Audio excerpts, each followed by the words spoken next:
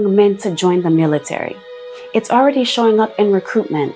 Military branches have missed their enlistment targets in recent years. Think about that for a second. When talking about fertility crisis, they're worried about who is going to fund the system. And it's not just America. Italy recently declared a national emergency over record low birth. Across the European Union, the average fertility rate dropped to 1.4, the lowest ever recorded. Countries like Spain and Portugal are sitting near 1.3. At those levels, populations don't just shrink, they collapse over time. And here's the irony. Men step back because the system wasn't fair to them. And now the very system is asking men to save it? But why would they? Why would men sacrifice their money, their peace, their future to fix a problem they didn't create? This is the point where things get interesting, because if men don't come back, if they keep stepping back from marriage and fatherhood, society starts to shift in ways we've never seen before. Housing markets crash because there aren't enough families to buy homes. Retirement systems buckle because there aren't enough workers paying in. Entire industries shrink because there aren't enough consumers. And yet, here's the loop. Even if all of that starts to collapse, men might still decide it's not worth stepping back into a broken system, which raises the final and most important question. What does the future actually look like if men never return? And who's really ready for that answer? So, here's where we are. First, men stopped approaching. Then, they stopped dating as much. And now, no one wants kids anymore. Birth rates are falling everywhere, and governments are scrambling with cash bonuses, tax breaks, but nothing is working. And here's the truth men already see. This isn't just about dating or family anymore. It's about the bigger picture. Countries need stable families, workers, and communities to keep society moving. And for the first time in history, they're realizing how much they rely on men to make that possible. But men have also realized something powerful. They can't be pressured back into the old system if the risk felt too high. When marriage looks uncertain, when fatherhood costs hundreds and thousands of dollars, when housing feels out of reach, and when dating feels one-sided. Stepping back isn't weakness, it's a form of self-protection. And that's why no single policy or quick solution can fix this overnight. Because at the heart of it, this isn't just about money, it's about trust. So, the next time you hear about a fertility crisis, remember this. It didn't start with kids, it started with dating. Men stopped playing the game that no longer makes sense to them. And now, the effects are rippling across the nation. And here's the final thought. When men stop playing the game, the world shifts. And maybe, just maybe, that silence isn't weakness at all. It's the loudest cry for change this generation has ever heard. Because if nothing changes, it won't just be dating that disappears. It'll be families, legacies, and entire nations. That silence isn't the end of something. It's the warning shot that everything we took for granted is already slipping away. So, let me know in the comments, guys. Let me know, what are you thinking? What are your thoughts? If we don't put aside our enmities and band together, we will die. When the monarchy looked down at the world and the world started to crumble, then we get the breaking down in tribes. Evil forces start to rise.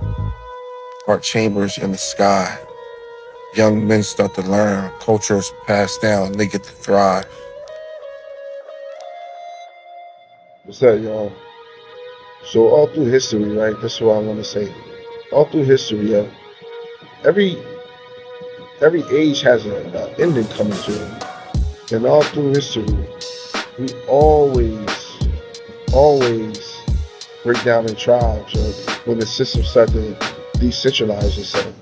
So I hear out in the world that it's like a lonely epidemic and shit, but this is the best time to me to purify yourself and really get one with yourself and break down on your tribes. Because according to Robert Greene, he said that this is the first time in history that this is taking place as far as like little tribes breaking down.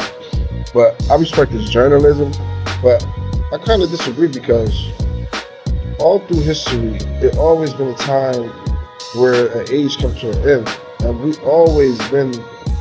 humanity always been the people to break down the tribes. Like, you know what I'm saying? We always been tribal people like that. You know what I'm saying? So, like, with that being said, I think that, like, I mean, in the time that we are in now, I think it's necessary that everybody find their tribe and everybody find their people that they cope with. Now, I think it's honestly a beautiful thing that, like, men are waking up to their power.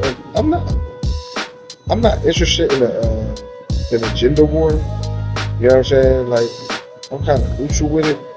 I understand where people are coming from with it. You know what I mean? But obviously, we was all put on this planet for some reason. But I think we living in a time right now is where the system is just purifying itself. I mean, for the better, obviously. But I think it's more of a spiritual aspect of why we not coming together as man and woman. But to see what's out there, honestly, man, to see what's out there and to not indulge in it, it's like ranking supreme over yourself at this point in your life. Because humanity has truly reached an all-time motherfucking low. And like to be out here on your purpose and focus on yourself with no distractions, it's not nothing more beautiful than that. And I encourage it, and it really lightens my heart to see other men do that shit, man. Fuck that shit, man. Yeah, we see the written on the wall from our forefathers. Work a motherfucking job all your life just for them to throw a bone at you. Men are very disposable when it comes to military, when it comes to war, when it comes to work, when it comes to labor, when it comes to strife, when it comes to pain, when it comes to anything. Men are very disposable. Like, I mean, so I get that in the depths of my soul. So therefore, shit, take that time, learn, meditate, set your intentions, hit your gym, and steady your motherfucking self. Keep that energy nice and tough so you can stay close to God, for God's sake. For real. Because we never lived it, well, in my whole living. It's like this humanity is at a truly low time suffering. The shift is truly here, man. Here for the better. Here for the better. Because I'm optimistic. I think it's going to turn out to be good when it's all said and done. More or less done. Yeah, so that's really just all I wanted to touch on. I mean, as far as like the gender war shit, it truly saddens my heart that we like this, you know, as a people. Like, I mean, when it comes to men and women, like, I mean, it's very disgraceful. But at this time, I think it's necessary. Excuse me. At this time, I think it's necessary for all us to have a spiritual purge so we can get back on board with ourselves. And then we can teach the young. You know what I'm saying? And they can learn from it. And they'll bring it back. And we get it back where we used to be. But I think this right now, it's like find your tribe season. Find your tribe, people who you really rock with, people who you can trust. You know what I mean? But still thrive as an individual, because at the end of the day, the spiritual walk is a lonely walk. Learn, get the knowledge, retain that shit, and keep it the fuck moving. That's the name of the game right now. Like I'm saying. And I do like to see that when it comes to men, that they're taking their destiny in their own hands and they're not being distracted. That's a beautiful thing, because that's the only way the system will truly bow. Right now, I mean, that's the only way the system will truly bow. But anyway, I'm out of here. I'll catch you on the next one.